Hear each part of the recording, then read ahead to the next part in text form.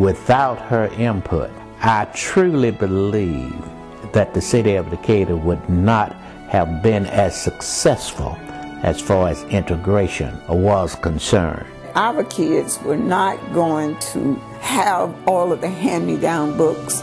If somebody else had a bus to ride to school, my kids was going to have a bus to ride to school. Prejudices are easy when you're talking about some unknown, but it's real hard to continue to be prejudiced when you know people on a one-on-one basis.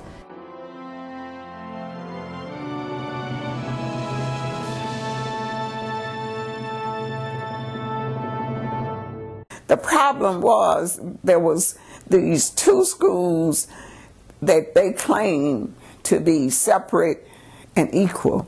They were always separate, but they were never equal. And that's what it was about. If your child had a new book, my child should have had a new book. The feeling that my children deserved the best.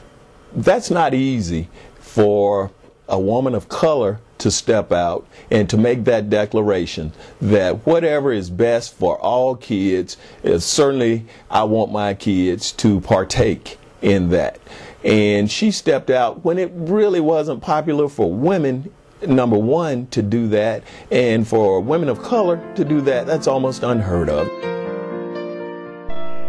After desegregating the Decatur-DeKalb County Library, Elizabeth Wilson thought that integrating Decatur's schools might be easier if African American parents enrolled their children in the city's summer school program.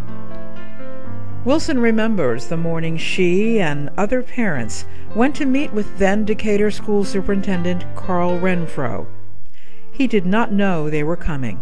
He told us all of the reasons why we could not enroll our children into the summer school program. You have a school. If you want summer school for your children, you got to recruit your students and recruit your teachers and pay the teachers. And they said, no, we're not doing that. That's not what we do. That's what you do. The parents told Carl Renfro that they weren't going to leave until they got an answer that they could accept. It was a day Elizabeth Wilson says she will never forget. It was a very interesting experience because he didn't go to the bathroom and we didn't go to the bathroom, and he didn't eat lunch and we didn't eat lunch.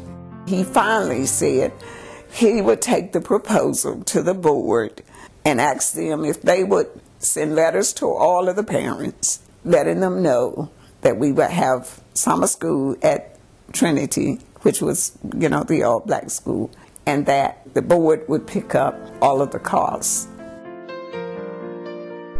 The African American parents said they could live with that decision because Decatur was getting a new high school to ease overcrowding. When the new high school opened, 20 black students, including Elizabeth Wilson's eldest son Richard, registered for classes. She knows what she wants, she goes after it, and 99 9/10% of the time she gets what she goes after.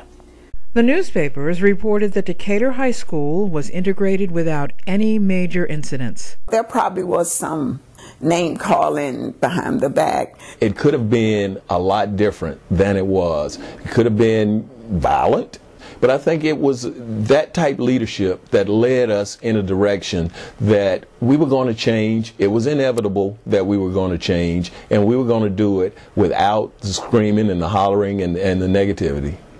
She has a way of presenting herself to people and getting them to do what she wants them to do without actually causing them to create negative feelings about her. And that's very, very rare when it comes to a person who's an activist. Prejudices are easy when you're talking about some unknown.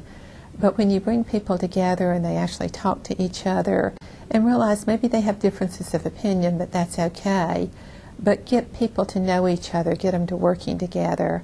And it's real hard to continue to be prejudiced when you know people on a one-on-one basis.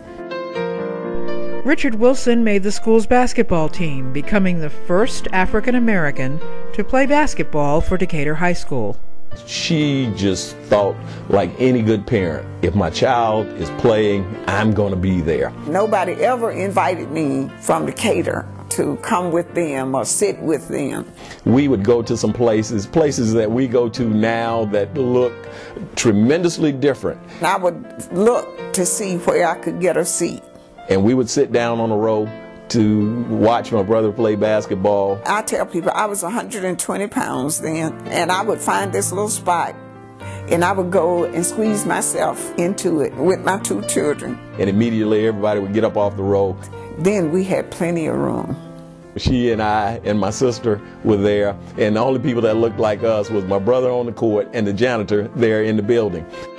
But there was one of Richard Wilson's basketball games in DeKalb County that his mother did not get to see. Somebody called and said they didn't think it was safe for me to come that night.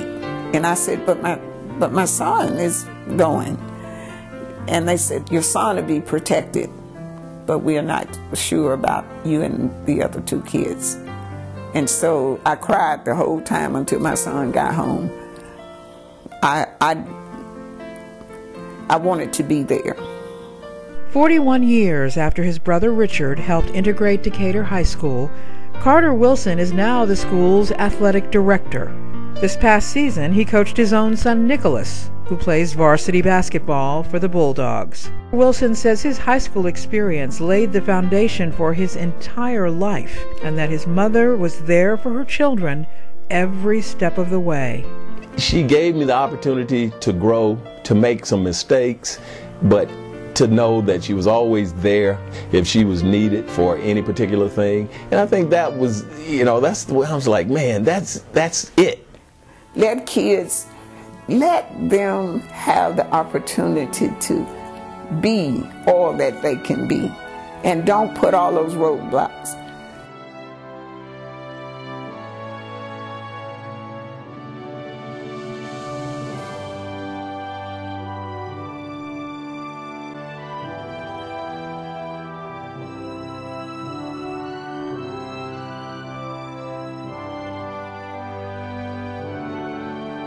I've watched her have an impact on DeKalb County. I've watched her have an impact on the state of Georgia. And I've watched her have an impact nationally. And I can tell you what I meant when I said she changed my life is that I watched her change people's attitude. She changed my attitude toward people.